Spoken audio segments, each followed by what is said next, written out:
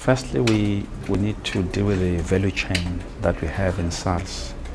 That is educate, and then at the same time service, and then enforce.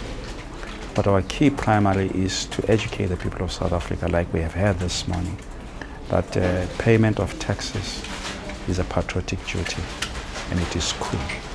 Because if we don't, then other players will come into our space and dictate the macroeconomic policy of the country.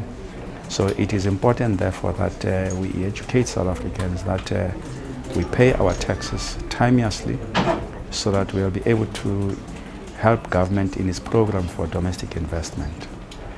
And that is very key for us. So we'll be able to generate from PIT, CIT, VAT, state duty, and of course collect from trusts and the investment that the companies make in the country are the sources of revenue that the country can be generating its income.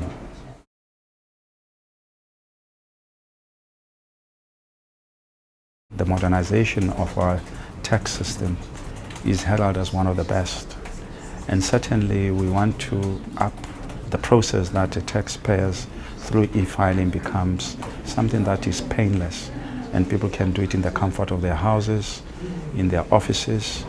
Some who may not have the technology at their disposal, our offices, as you have seen this morning, they'll see a number of people coming through, and what we need to do is to reduce the time spent on the floor.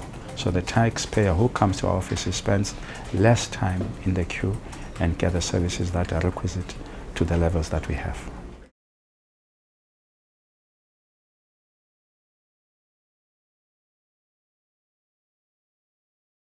I think tax morality is something that all tax administrations in the world are grappling with.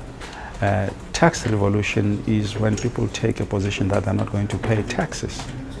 But the flip side of it is that if the taxes are not paid, then we'll see the decay of our infrastructure. We'll not have the services that the taxpayers would like to see. From our perspective as SARS, we can see the benefits of the investments that the country has made with respect to education, the road infrastructure that we have, the schools that we have, the clinics. We still need more. And therefore the converse is that if we don't have this at our disposal, then we'll go back to mud schools. We'll go back to tin shacks houses. We need to build houses. And these are the things from a moral perspective. Like any other society, we want to have the benefits of what you have invested in the country. Tax, in this instance, becomes the vehicle that you can attest as an individual that that's my investment.